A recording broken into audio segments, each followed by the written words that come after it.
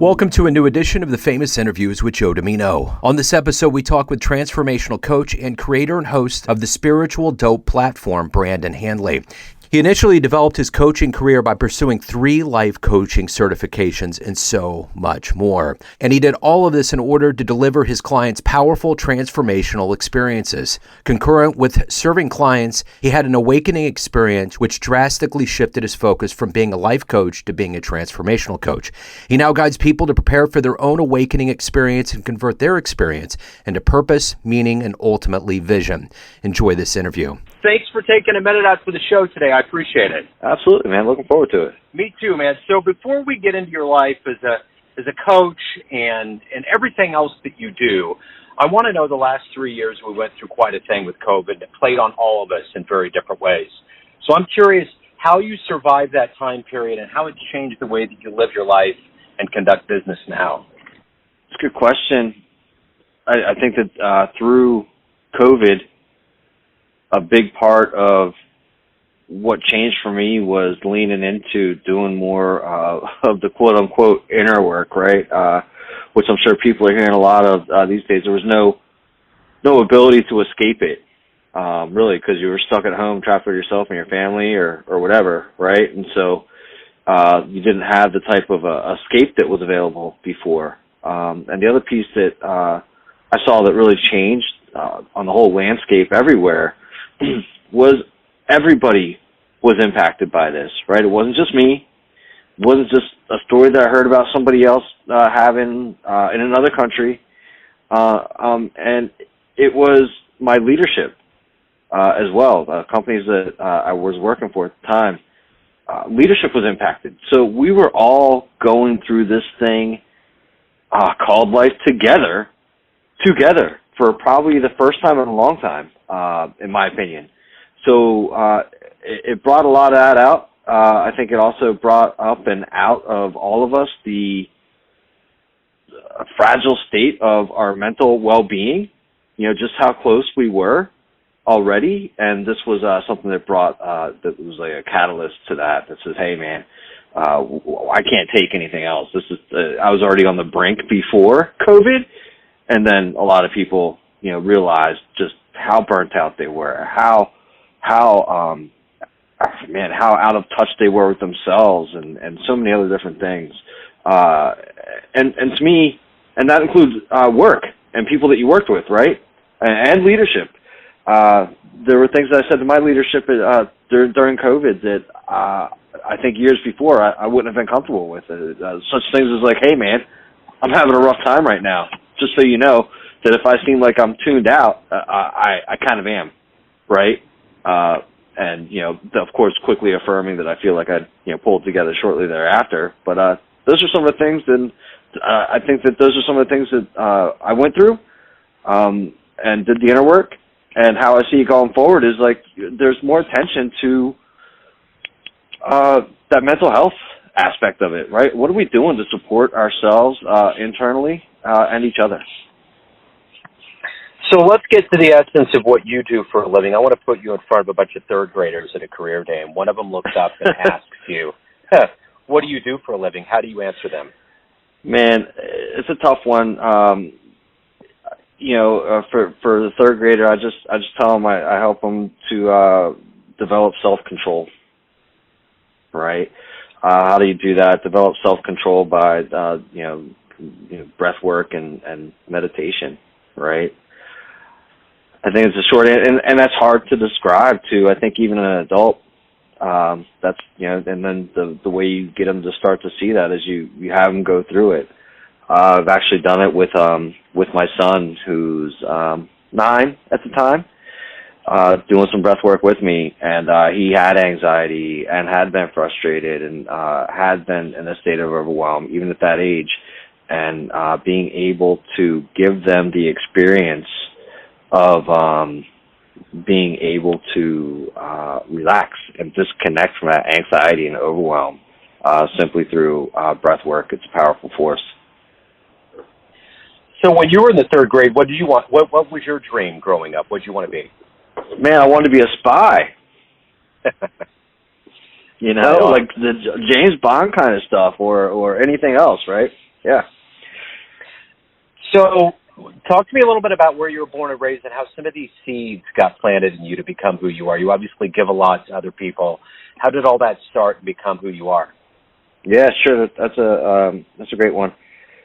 Born in San Francisco in the heyday, late '70s. Grew up with a hippie mom, and I was exposed to a lot of things growing up. What's it called? Really big. Psychedelics are big these days, right? It's something that I kind of grew up around and had exposure to, for better or for worse. So seeing everybody jump on that kind of bandwagon, I'm just kind of like, oh, well, cool, that's neat. Yeah, it is impactful stuff. The big, this trend that I see anyways in the space that I'm at in spirituality and Hinduism and Eastern thought and philosophy, that's all stuff that I grew up around and always felt kind of weird about. When I say weird, I was like, well, nobody else is talking about this except for my mom, right? And then I think right before I hit 40, I kind of had, you can call it anything you want. You can call it anything from midlife crisis to spiritual awakening, right? And for me, I chose, I think that you have a choice at that point in time too. You get to make that choice of what you want to call it. And due to the way that I was raised, I realized, for me anyways, that I was having a spiritual awakening. Without that kind of background, it would have been a midlife crisis, if that makes sense. Absolutely. So, with everything that you do, what is it that motivates you through the day? What is it that leads you through the day? Ultimately, the motivator. The motivator is with the work that I do with Spiritual Dope, the podcast, connecting with people that are amazing, that are out there, that are leading themselves through a spiritual practice and being successful, right? There's a lot of disconnect between, hey, I'm spiritual, I don't want to be successful, or something like that. So who are the people that have been able to marry the two? So having conversations with those people, and then implementing it in my own life, and then helping others to implement it in their own lives as well, right? You go through these kinds of awakenings, and some people, they hit rock bottom, they freak out, they sell everything, they get a divorce, and they leave everything behind, and it doesn't have to be that way, right? So how to, being able to show people how to integrate all that and live a more powerful, fulfilling, and, powerful life.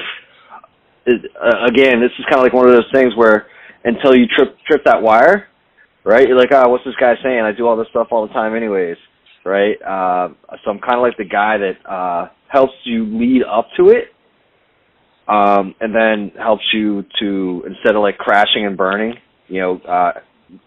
catches you as you come into it, right? Be like, all right, look, I know exactly where you're at. You don't have to freak out, man. This is how you can navigate this. And here's a map. And as we're prone to say, the map is not the territory, but this will help get you through. And that's what's exciting about what I do. So who's been a hero or a role model for you in life?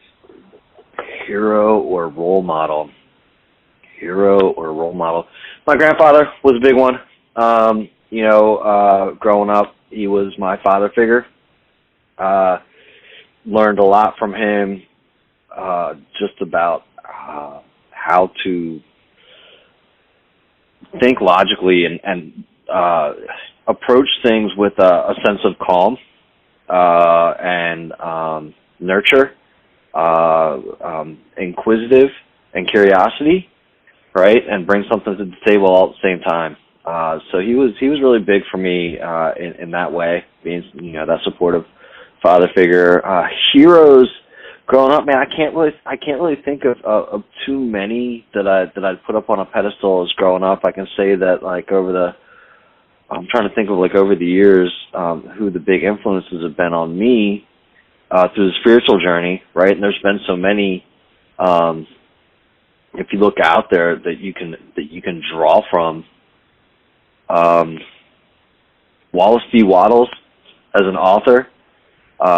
super impactful for me. I'm not sure if you're familiar with the book, The Science of Getting Rich. So, that book, and I believe it was the Master Key System, were the two books that were given to Rhonda Burns by her daughter that kind of led her into the quote-unquote secret, right, which was pretty cool because I'd read those books. So those two books and those guys were super influential for the past, 5 or 10 years. Up to that, man, if I'm being honest, I think that I lived life on autopilot. I went to work, I did my job, I drank, and supported my family.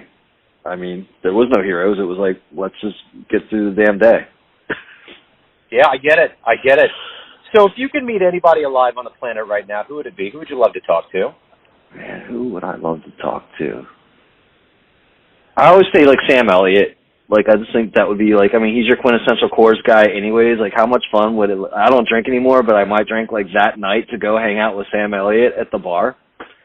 I mean, that voice is just the best. I don't even care. He could just be saying anything, and it wouldn't really matter. Yeah, that would be a good one. Absolutely. So, if you have a dream tonight, you run into, your 20-year-old version of yourself, and you could give that version of you a piece of advice based on what you've lived and the wisdom you've gained, what would you tell that young version? Oh, man. Well, I mean, this wouldn't be wise, but I'd definitely say buy Bitcoin and sell at the 60K point. And then, man, I just say, have confidence. Continue to have confidence. You're headed in the right direction. Sometimes it doesn't seem that way, but you're going the right way. And I think that's the honest answer. A lot of times we wish we had more wisdom, because you also have to think about what's a 20-year-old going to listen to, right? How many times do you think wisdom was imparted to us when we were in our 20s? We just weren't at a level to understand it. Yep. Right. I would just be like, hey man, you're on your way. You're doing fine, and you're gonna make it. Maybe stop drinking sooner. Yeah, I got it. Yeah, for sure. So, what is it that you've done in life up to this point that you're the proudest of? Outside of raising my boys and having the family, which is I'm in the process of that, so I can't tell you that that's over yet. Doing the breath work right now, I go and I do breath work, and I share it with a group of guys that are going through recovery. And being able to go and share breath work with this group of guys to show them that, hey, there's something else out there that can help them through the recovery process, that's something I'm pretty proud of. So what has been one of the best fan letters or responses you've ever gotten from the work you've done in your life? Most recently it was just somebody saying, hey, I've gone through sessions like this with the breath work that you teach. I've gone through multiple different outpatient therapies. I've had breath work before, and nothing's ever been, as spiritual or got me this close to what just occurred.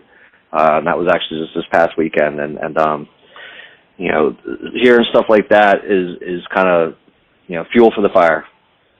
So everyone out there has a perception of you, your family, your friends, colleagues, clients, but you ultimately live your life. What's your perception of you? Who do you think you are? Yeah, I'd say I'm a guy that's out there, at least giving it 75%. Right? I think there's a lot of people out there. I actually did a podcast on this recently, right? There's people out there that are saying, give it 110. I think that if we make the famous Zig Ziglar type of thing, if we change at least 1% a year, I mean, we're on a totally different trajectory. So the people that meet me, they know that I'm doing that 1%, right? I know that I'm at least changing that 1%, and hopefully in a way that's for the better. My perspective of myself is I think I'm a pretty good family man, right? I'm a good husband, and I'm doing good in the community, and I'm doing it from a place that's from the heart, right?